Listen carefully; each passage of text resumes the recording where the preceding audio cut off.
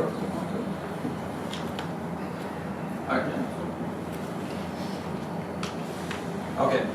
I'll introduce myself. Yes. I'm Hoefnagels from Eindhoven University of Technology in the Netherlands. So this is a work where we try to identify interface parameters in probably the most difficult situation, really at a small scale, and really looking at microelectronics, and we were interested really in the mixed mode interface behavior, because at those scales you have thermal expansion, so there's a lot of shear loading. Okay. And what I'll show is actually basically we don't have access to the force. So we're just going to have, we're going to do some kind of elimination test where we just have a movie, and from the movie we try to back out the mixed mode interface parameters. That's J.D. So okay, why do we want to look at interface elimination? Well, there are two examples here, and these are from Philips actually, where you can see the elimination here, so, and our project partner Philips are the two scenarios.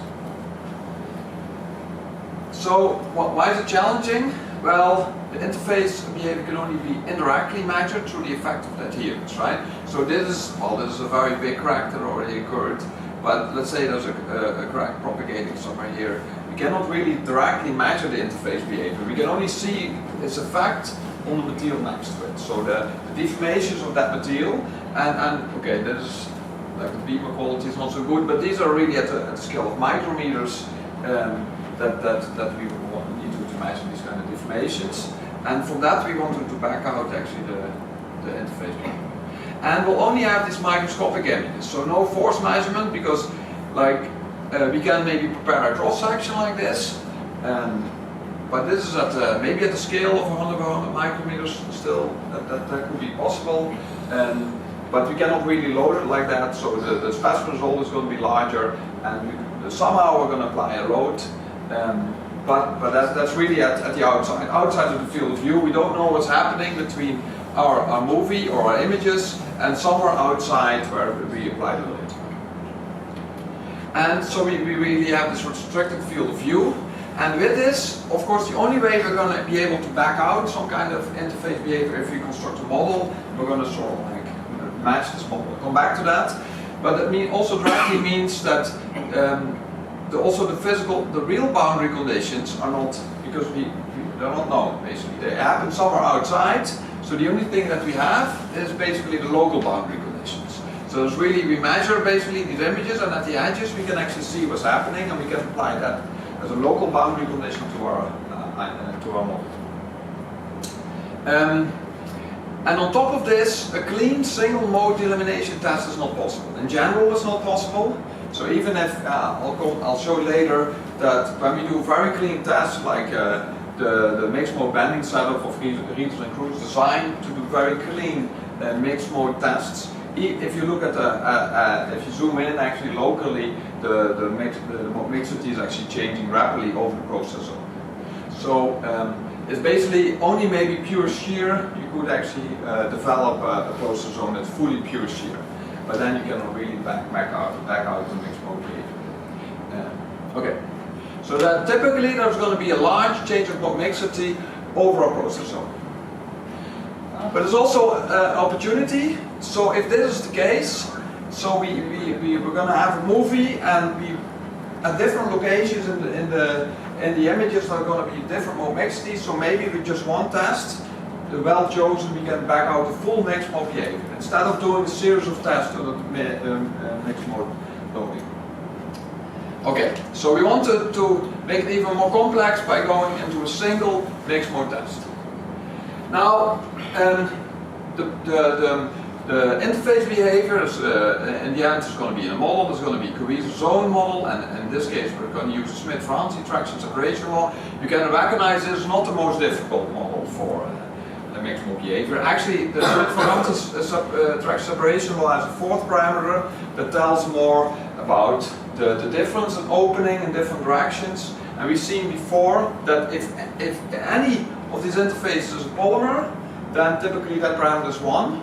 So we already put that in, and then we have the critical separation, and we have fracture toughness in normal direction, and in tangential direction, and the Schmidt-Franzi gives us actually M.G.D. Now, whether or not this is a good description, we'll have to find out later. Okay.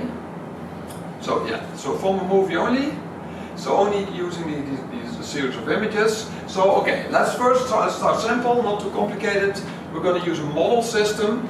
Now this is the mixed mode bending setup developed by Reader and Cruz. The only thing what we did, we miniaturized this such that it's in a horizontal plane. And so we can actually, you can see it here, we do this under an optical microscope here. So this already limits us a bit to the application. So in reality, we would really like to go to SEM, DSC, but that brings in a lot of additional complications. So far we're looking at microelectronics, but a bit at a larger scale. I'll come back to that in the examples. So here you can see a typical movie that we're making here. Okay. So now we need to sort of like have a method, of course, of identifying these interface parameters, right? These material parameters. Now, and the way we're going to do this is with integrated digital image correlation. So you all know digital image correlation. Integrated one is that where we don't use subsets, but we're going to use a physically motivated model to come up with a displacement field. So on the experimental side, we have a series of images, that's our movie. And on the numerical side, we have some kind of simulation where there's some kind of crack propagating and there's in the cohesive zone in there. Now, so this is in this case, this example is just a simple DCB test, and then we would match basically in this case the finite element model gives us a displacement field, and we would match this. We would use this displacement field to walk back each of the deformed images back on the reference. That's what integrated DSC is doing, a very simple way of looking at it. And now this displacement field that we get here is a function of space, is a function of time, and of a certain degree of freedom. And these degrees of freedom, they can be material parameters, they can be boundary conditions, they can be geometry, basically anything that goes into a model description. Now, this doesn't have to be a finite element model. Actually, in the past, we looked at also an analytical model to do this. But it's really difficult for an analytical model to be accurate enough, because it really needs to be, we needed really good accuracy in order to back out these interface parameters. As I said before, the only way we can back out these interface parameters is for the deformation of the adherence. So we need to be very accurate with our model. So we go with a finite element model, and we plug in this cohesive zone description, and yeah. Okay, so integrated DSC might not be so familiar. You probably know better of finite element updating, and it's sort of like a similar technique. The only difference is that finite element updating is a two-step approach. You would first do a DSC step. That's already an iterative procedure to give you a displacement field or a strain field, and then you would run a numerical model, and you would iterate the model in order to, for instance, match the displacement field or strain fields. Now, in integrated DSC, you can see that we use directly the numerical model to walk back the images. So we don't have an intermediate step of doing a local DSC in between. And now, is this important? Don't have time to go in detail here, but it turns out that if you don't have a very challenging test case, it doesn't matter too much. But if you need the highest accuracy, yes, then it matters. Then integrated DSC is just outperforming finite element updating. And now we already shown this in 2005, and actually François Hield and Stéphane Roux from LMT Cachan in Paris, they have been developing it a lot. They also more recently also did a study on this, and now they find the same, that integrated DSC is just more accurate than finite element updating. But for anything, for your understanding, it's like we're doing finite element updating, but just more accurate. Okay, let's go to this first example. We do a test here, and we build a model.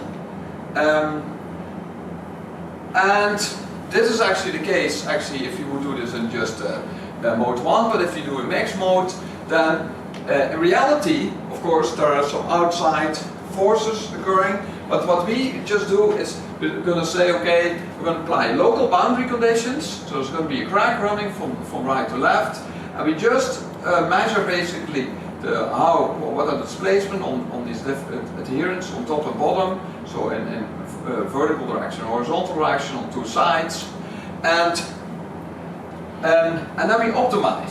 So normally you would think like, okay, why not just prescribe the displacement over a full region like this?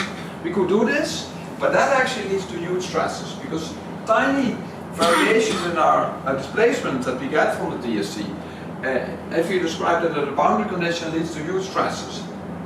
So we really looked at what's the best way actually to apply these boundary conditions. I don't have too much time to go in detail, but the lessons learned is we need to, of course, have sufficient number of boundary conditions. So if you have bending, you need, and the bending is changing with position, bending you need at least 3 points. In vertical direction, 3 displacement, but it's changing with horizontal position, so we need 4 points, that's a minimum. If you use more, then already we start losing accuracy. So the lesson learned is we use sufficient number of boundary condition nodes on our finite element model, but no more. And we have a very careful selection of the region of interest. So critical here is that we need a sufficiently large region. Okay, now I really need to speed up, sorry. Luckily I started 10 minutes early, I guess. Okay, good. So the second challenge is we need to have sufficient sensitivity for insensitive parameters. So we can actually, in this case, in this model test, we can choose where we have a mode selector and what kind of mode mixity we apply. And for instance, if you have a low mode selector position, we do a test like this. Or we have a high that becomes more like a shear test. And if you look at this, we can, in a virtual experiment, we can actually see that this is the process zone here, there's a traction profile, and here we see the mode angle. Okay, so that means that in this case we only activate almost like a low mode angle. On the other case, we only activate a high mode angle, only shearing basically. But in between, there's an optimum. Can have here, so in one test now we activate all of the different mode angles over the process zone. Okay, this we did in a virtual test, and then if we run this one test under a sort of like 45-degree mode angle, and we run this with initial guesses for our parameters, so the fraction toughness of normal and tangential direction and critical opening displacement, then it nicely converge to 1 point. So in a virtual test it's perfectly working.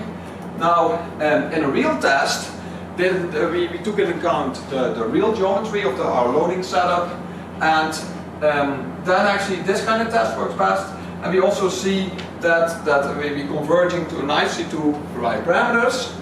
Okay, now I want to come to the real test. So this is so far was just a model test, and now we have an industrial test case. So this is a barrier coating. It's actually a multi-layer. I can explain more about this, but this is for OLEDs, flexible electronics. And you can see delamination occurring, and our partner wants to know actually the mixed mode interface parameters there. So we do the test a bit differently. So we have a novel multi-axial mechanical testing setup, and that can do tearing, shearing, or tearing, and peeling. So there are basically 3 XYZ piezo stages for doing this, so we can have all kinds of possibilities of how we load this. We can also measure the force, but we're not going to be using this because it doesn't really say something about what's happening at the interface. Okay. Now we insert this kind of specimen in here, and then we again have the challenge of this localized boundary condition, and we optimize it in a virtual experiment. We did all kinds of sensitivity analysis, don't have time to go into this. And then we also optimize the loading condition for maximum parameter sensitivity. Again, we do the same thing in the sense that here this is basically just an opening and a shearing test. Here we do under different openings, but you can see that the range of mode angles that we get in the process zone is rather limited. And then we come up with a very funky test where we basically take this interface, we pull it like this, and we come back like that. And if you do that, then we're measuring, we managed to actually get all the mode angles in our processor. Okay, so this should give us the best sensitivity for identifying the full mixed mode parameters. So this is how actually the movie looks. And the red arrows are basically the boundary conditions that we extract. So this, we built a model, a numerical model. Well, this doesn't run in sync.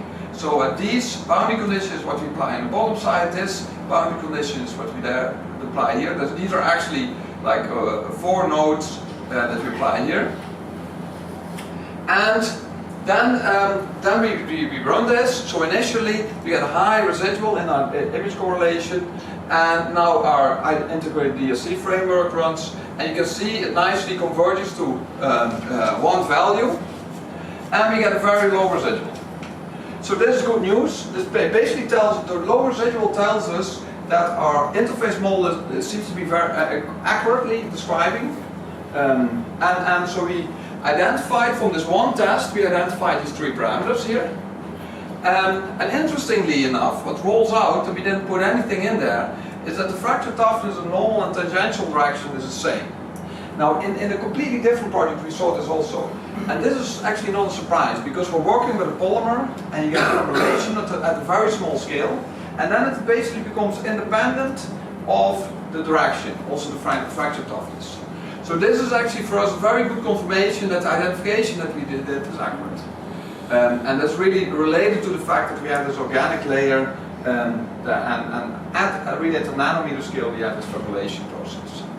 So yes, we have success. We identified this mixed mode interface behavior of an industrial test case, this OLED barrier coating, from a single in situ mixed mode delamination test using only the delamination movie.